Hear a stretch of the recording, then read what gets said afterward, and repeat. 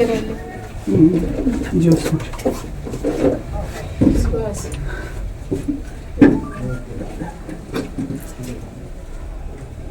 ಯಾವಾಗಲೂ ಹೇಳ್ತಿರ್ತಿದ್ದ ನಿಮ್ಮ ಮನೆ ಕರ್ಕೊಂಡು ಬಂದಿದ್ರು, ಜೊತೆಗೆ ಬಂದಿದ್ವಿ ಅಮ್ಮನ ಜೊತೆಲ್ಲ. ಶುಕ್ರವಾರ ಮನೆ ಆಫೀಸಿಗೆ ಬಂದಿದ್ರು, ಪೂರ್ತಿ ಆಫೀಸಿಗೆ ಬಂದು ಮಾತಾಡಿ ಒಂದು ದಿವಸ ಪೂರ್ತಿ ಜೊತೆ. ಬ್ಯಾಂಗ್ಳೂರಿಗೆ ಹೇಳಿದ ನನಗೆ ಒಂದು ಪೂಜೆ ಇತ್ತು, ರಂಗ ಪೂಜೆ. ಅದಕ್ಕೆ ಹೇಳಿದ ನಾನು ಬ್ಯಾಂಗ್ಳೂರಿಗೆ ಹೋಗಿ ಬರ್ತೇನೆ, ಶನಿವಾರ ಮಾಡೋದು ಅಂತ ಇತ್ತು. ಬೇಡ ಭಾನುವಾರನೇ ಮಾಡುವ, ನಿಮಗೆ ಬೆಂಗಳೂರಿಂದ ಬರುವಾಗ ಬೇಕಾದರೆ ಆಗೋದಿಲ್ಲ.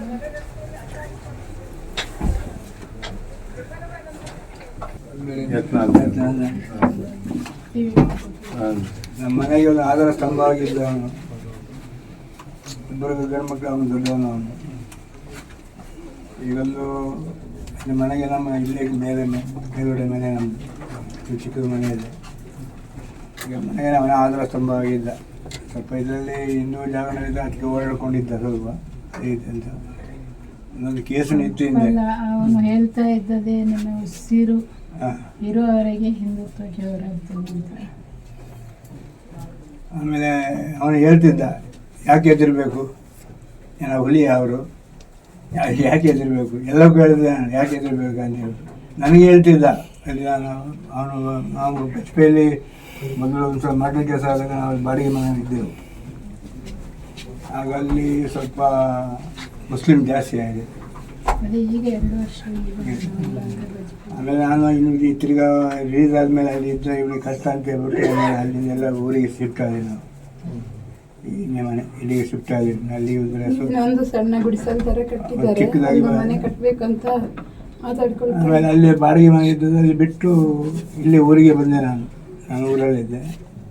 ಅವನು ಅಲ್ಲೇ ಒಂದು ಕೋಡಿಕೆರೆಯಲ್ಲಿ ಬಾಡಿಗೆ ಮನೆ ಮಾಡಿಕೊಂಡು ಅಲ್ಲೇ ಇದ್ದ. ಏನೋ ಸ್ವಲ್ಪ ಇತ್ತೀಚೆಗೆ ನಮ್ಮ ಮರಳು ವ್ಯಾಪಾರ, ಟಿಪ್ಪರ್ ಎಲ್ಲ ತೆಗೆದು ಸಣ್ಣ ಸಣ್ಣ ಮಾಡ್ತಿದ್ದ. ನೋಡು, ಅದಕ್ಕೆ ಗಾಡಿಗೆ ಟಿಪ್ಪರ್ ಎಲ್ಲ ಫೈನಾನ್ಸ್ ಎಲ್ಲ ಮಾಡಿ ನಮಗೆ ಹೇಳ್ತಿದ್ದ, ಅಪ್ಪ ನೀವು ಜೋಪಾನ ಹೋಗಿ, ಯಾಕಂದ್ರೆ ಅಲ್ಲಿ ಮುಸ್ಲಿಂ ಜಾಸ್ತಿ ಅಲ್ವಾ, ಜೋಪಾನ ಹೋಗಿ ಅಂತೆಲ್ಲ ಹೇಳ್ತಿದ್ದ. ಈಗ ನನಗೆ ಜೋಪಾನ ಹೋಗಿ ಅಂತ ಹೇಳ್ಬಿಟ್ಟು ಅವನೇ ಈ ಥರ ಮಾಡ್ಬಿಟ್ಟು. ಇಲ್ಲ, ನೀನು ಮೊನ್ನೆ ಬೆಳ್ತಂಗಡಿ ಫಂಕ್ಷನ್ ಇತ್ತು ಒಂದು, ಅಲ್ಲಿ 2 ದಿವಸ ಬಂದಿದ್ದ. ಅದು ನಿನ್ನೆ ಒಂದು ಫಂಕ್ಷನ್ ಇತ್ತು, ಅಲ್ಲಿ ಬಂದಿದ್ರೆ ಅದು ಏನೋ ಬಚಾವ್ ಆಗ್ತಿದ್ರೆ ಏನೋ. ಅಲ್ಲಿ ನೀನು ಬಂದಿಲ್ಲ, ನೀನು ಅಲ್ಲಿಗೆ ಬಂದಿದ್ರೆ ಬಚಾವ್ ಆಗ್ತಿದ್ರೆ ಏನೋ ಗೊತ್ತಿಲ್ಲ. ಹಾಂ. ಆಮೇಲೆ ಯಾವುದಾದ್ರು ಗಾಡಿಯಲ್ಲಿ ಇದಿರ್ತಿತ್ತು, ಯಾವುದಾದ್ರು ನಿಂದು ಆತ್ಮರಕ್ಷಣೆ. ಪೊಲೀಸ್ನವರೆಲ್ಲ ಅದೆಲ್ಲ ಇಟ್ಕೊಂಡ್ರೆ ಒಬ್ರಿಗೆ ಕೇಸ್ ಹಾಕ್ತೀವಿ, ತೆಗ್ದಿಡ್ಬೇಕು ನೀನಂತ ಎಲ್ಲ ಬೆಳಿಗ್ಗೆ ಬಂದು ತೆಗೆದುಕೊಂಡು ತೆಗ್ಸಿ, ನೀನೇನಾದ್ರೂ ಈ ತರ ಇಟ್ಕೊಂಡು ನಿನ್ ಮೇಲೆ ರಾಬ್ರಿ ಕೇಸ್ ಹಾಕ್ತೀನಿ, ಈ ತರ ಎಲ್ಲ ಇಟ್ಕೋಬಾರ್ದು ಅಂತ ಹೇಳಿದ್ರಂತೆ.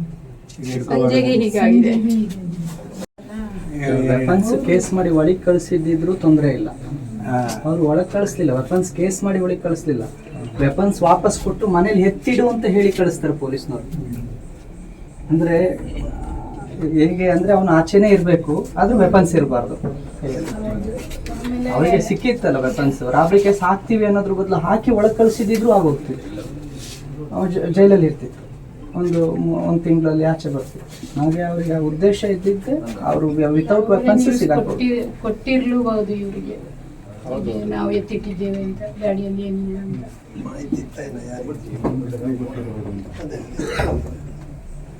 ಅಲ್ಲಿ ಕಾಣಿಸೋದು 6 ಜನ, ಆದ್ರೆ ಅಲ್ಲಿ 30ಕ್ಕೂ ಹೆಚ್ಚು ಜನ ಇದ್ದಾರೆ ಸ್ಪಾಟ್ನಲ್ಲಿ. 30ಕ್ಕೂ ಹೆಚ್ಚು ಜನ, 4 ಗಾಡಿ, ಒಂದು ಒಮಿನಿ ಗಾಡಿ, ಅದು CCTV ತೆಗೆದ್ರೆ ಗೊತ್ತಾಗುತ್ತೆ. ಒಂದು ಒಮಿನಿ, ಒಂದು ಶಿಫ್ಟು, ಇನ್ನೊಂದು ಬುಲೆರೋ ಫಸ್ಟ್ ಶಿಫ್ಟ್ ಅಡ್ಡ ಹಾಕ್ತಾರೆ. ಅದಾದ್ಮೇಲೆ ಶಿಫ್ಟಿಂದ ಪಾಸ್ ಮಾಡ್ತಾರೆ ಗಾಡಿನ, ಆಮೇಲೆ ಬುಲೆರೋ ಬಂದು ವಾಪಸ್ ಹೊಡೆದಿ ಅಡ್ಡ ಹೊಡೆಯೋದು. ಅದೆರಡು ಹೋಗಿ ಇನ್ನೊಬ್ನಿಗೆ ನೀನು ಸುಹಾಸ ಅಂತ ಕೇಳ್ಬಿಟ್ಟು ಅವರಲ್ಲಿ ಒಬ್ಬ ಪರಿಚಯದವರು, ಅವನಲ್ಲ ಅವನು ಅಂತ ಹೇಳಿದ್ಮೇಲೆ ಅವನನ್ನ ಟಾರ್ಗೆಟ್ ಮಾಡಿ ಹಿಡ್ದಿದ್ದಾರೆ. ಅಷ್ಟು ಬೇರೆ ಹುಡುಗನ ಹಿಡ್ದಿದ್ರು, ನೀನ ಸುಹಾಸ್ ಅಂತ ಕೇಳಿದ್ದಾರೆ. ಆಮೇಲೆ ಇನ್ನೊಬ್ಬ ಹೇಳಿದಂತೆ ಅವನಲ್ಲ ಅವನು ಅಂತ. ಆಮೇಲೆ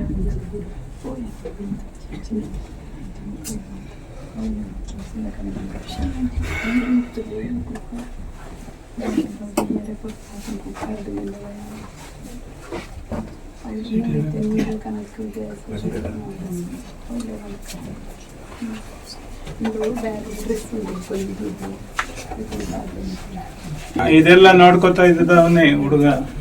ಈಗ ಇವ್ರಿಗೆ ಯಾರು ಇಲ್ಲ ಅಂತ ಆಗಿದೆ.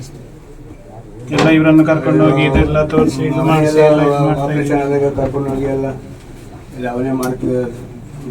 ಇವ್ರಿಗೂ ಹುಷಾರಿಲ್ಲ, ಕ್ಯಾನ್ಸರ್. ಅವ್ರಿಗೆ ಕ್ಯಾನ್ಸರ್ ಆಗಿ ಅದ್ರ ಆಪರೇಷನ್ ಆಗಿದೆ, ಅದ್ರ ತಲೆ ಕೂದಲು ಎಲ್ಲ ಹೋಗಿದೆ, ಈಗ ಬಂದಿದೆ. ಕಿಮೋ ಮಾಡುವಾಗ ಎಲ್ಲ ಕೂದಲು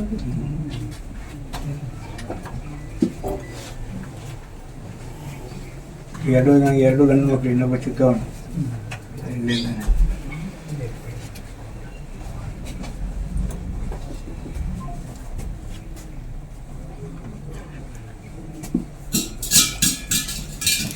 ಕೊಡಿ. ಇಲ್ಲ ಅಂದರೆ ಇವನು ಒಂದು 4 ಜನಕ್ಕೆ ಹೊಡೆಯೋಷ್ಟು ಕೆಪಾಸಿಟಿ ಇವನಿಗಿದೆ. ಅದು ಏನು ಕೈಯಲ್ಲಿ ಏನಿಲ್ಲ.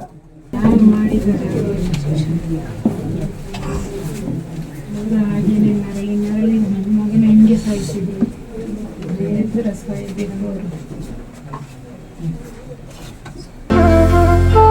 ಅತ್ತೆ, ಇದು ನನ್ನ ಬರ್ಡೇ ಗಿಫ್ಟ್. ಇದೆಲ್ಲ ಜೀವನದಲ್ಲಿ ನನಗೋಸ್ಕರ ತಗೊಂಡ್ಬಂದಿದ್ದಾರೆ. ನಿನ್ ಮೇಲೆ ತುಂಬಾ ಚೆನ್ನಾಗಿ ಕಾಣುತ್ತೆ. ಇದು ತುಂಬಾ ಚೆನ್ನಾಗಿದೆ ಅಲ್ವಾ? ತುಂಬಾ ಚೆನ್ನಾಗಿದೆ.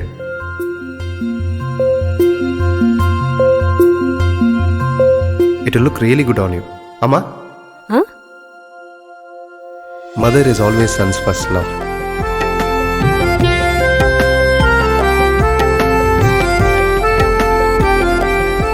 ಪ್ರತಿ ಪೀಳಿಗೆಯ ಪ್ರೀತಿಯ ಮಳಿಗೆ GL ಆಚಾರ್ಯ ಜುವೆಲ್ಲರ್ಸ್.